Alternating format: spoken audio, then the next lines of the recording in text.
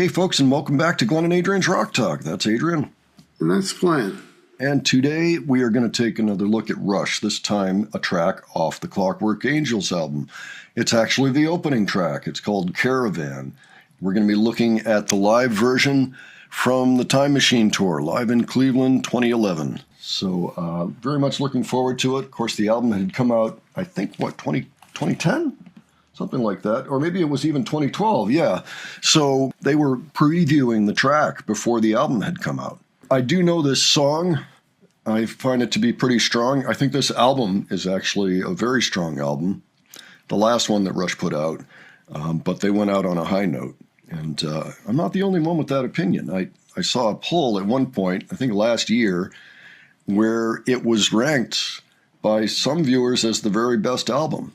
And by some, I mean I think it actually was the number one pick in the poll, and then Moving Pictures was second. So I'm not sure if I feel that way about it, but it is awfully good, awfully strong, and it was a great way to go out. Adrian, do you have any comments on any of this? The song, the band, the songs I remember from the Clockwork Angels album is...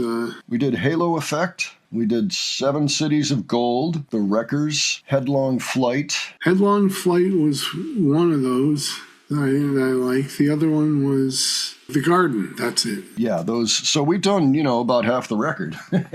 And we haven't actually come back to it in a while. It's been probably a year since the last one off this album. But, they have such a rich catalog. We've been busy, finding other stuff. But I thought it was a good time to go back to this and just remember how strong they were, on this last record. And so again, this is before the record actually drops. This is actually just a preview of the track. So I'm not even sure if it's going to be exactly the way it was on the record. Why don't we go ahead, check it out, and discuss afterwards. Alrighty. Okay, from the old to the new, we'd like to do something from our forthcoming album. This is called Caravan.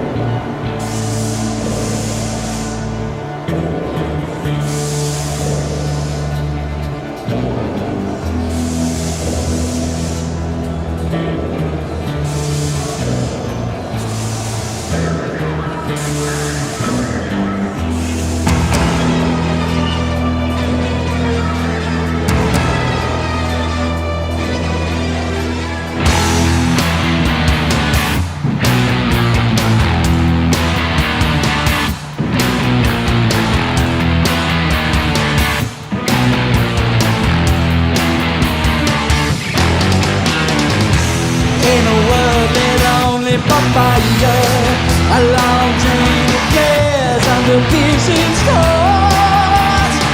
I stand watching the steam on the road by.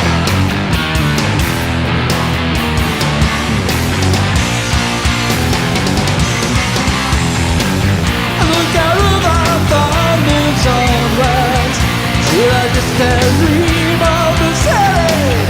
The caravan carried me onward. On my way at last, on my way out there.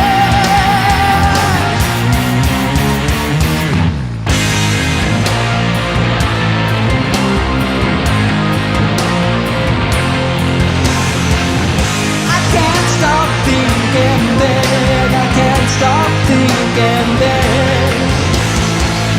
I can't stop thinking big. I can't stop thinking big.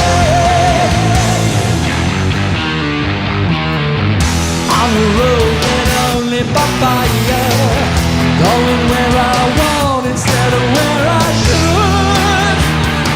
I'll be right up the passing shadows, carry through the night into the city, where a young man had a chance of making good, a chance to break from the past.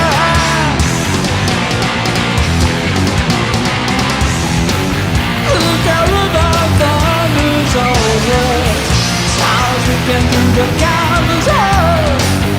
The caravan thunders over, on my way at last, on my way.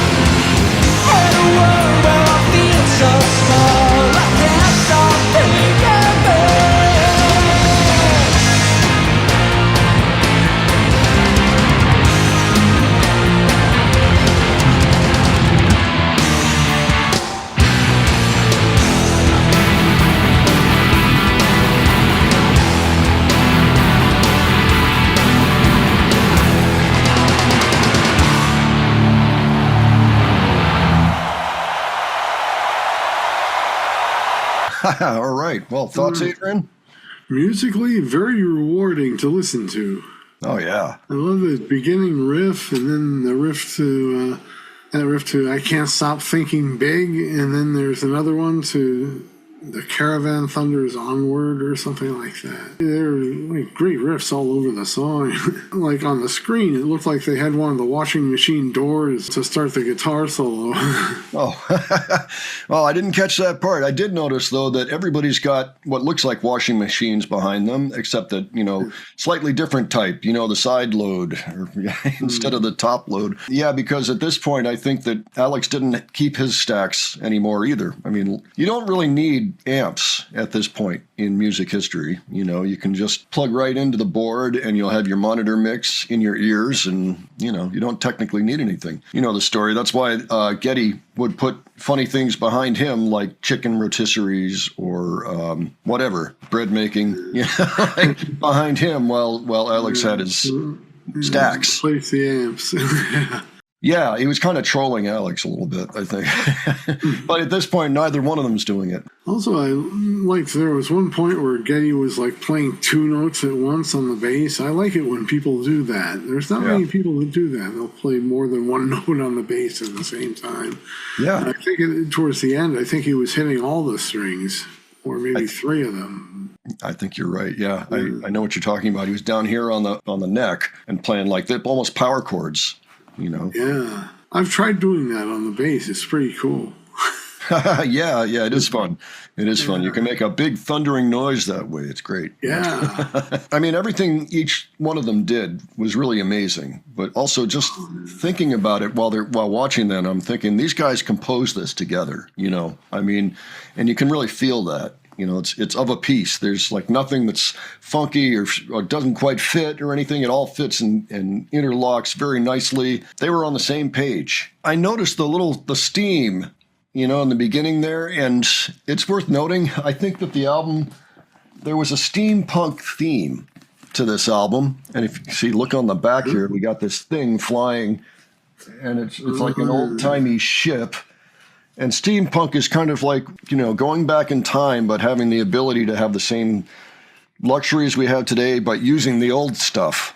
So like steampunk is like this thing might be, driven by steam. Kind of like a fusion between industrialism and modernism, perhaps. Yeah, it's something like that. It is. It's a whole movement. People dress up for it. I don't see anything like that in there, but yeah. I've been at one of the events before. It seems pretty interesting. I couldn't. You see, there's the ship. I couldn't figure out everything that was going on at the event, but the town square where I am, they have steampunk once a year. Oh, okay. So you're familiar with the genre? I've gone to one of the events. I didn't really see anything that spectacular or that special about it, but I mean, it's mostly time, It's mostly dress up. Yeah, it's kind of what it is. That's kind of what I got from it. Yeah, but it's interesting. It's an interesting concept. I mean, I'm sure books have been written and things like that. But yeah, and we could take a quick look at the words just to see how this actually is a concept album. I'm sorry to say I couldn't tell you the exact concept anymore, but there is a whole story kind of behind it, kind of a loose story. So see, this is the stuff up ahead that doesn't get sung. He had preludes for a lot of these, or prologues, I guess you would call them. It seems like a lifetime ago, which of course it was, all that and more. For a boy, life on the farm was idyllic. But for the young man I became, that very peace and predictability were stifling, unbearable. I had big dreams and needed a big place to explore them, the whole wide world. Near our village of Barrel Arbor, which sounds like trees, the steamliners touched down. The steamliners touched down. So that thing was supposed to go on steam and traveled on rails along the winding Pinion River toward Crown City. So it could fly or it could be on rails. So watching them pass in the night, how I prayed to get away. So yeah, so it's a science fiction type of thing. Okay. And it may be actually influenced somewhat by his own childhood, Neil's. Some of you probably know a little more about the concept of this album. And if you can fill in some of the holes there, that would be great. The other stuff that we have played on this album on the channel, has been so much fun to watch, you know, just to see them actually pulling it off live. And I only saw Rush once, and it was on this tour. Not this tour that we just saw, but the Clockwork Angels tour, which was the next year. And that, too, was very rewarding. That was the time, too, when they had the orchestra with them, which was a first and last, I guess, but still a very, very interesting thing. Yeah, I was just impressed by everyone's musicianship in this song. I mean, Alex was playing really good guitar. Of course, you know, Neil's playing really good drums, and Geddy's doing things with the bass, you know, sometimes hitting 2 notes or 3. I mean, compositionally, it was great. And it just makes me wonder, you know, had Neil's body not given out on him in terms of being able to perform at the level he wanted to perform at and not feel pain all the time, I can only imagine they would have kept making great albums. This may have even been a renaissance, because it was kind of the first big, great album that they made after Neil's sabbatical from, you know, 12 years previous or whatever it was. So it makes you wonder.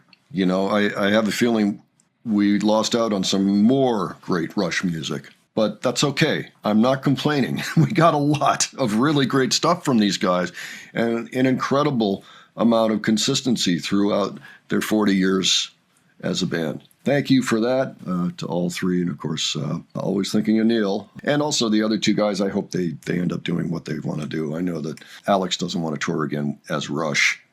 It's just too painful, and I understand that. But maybe they'll do something together again. You just never know. It could happen. They're still pals. So, all right, folks, why don't you let us know what you thought of this? And if you have other suggestions for us, please leave those below. And if you enjoyed this video, please give it a like. And if you enjoyed our presentation, please subscribe. All right, thanks so much for joining us, and we will catch you on the next one. All right, take care, folks. See you all later.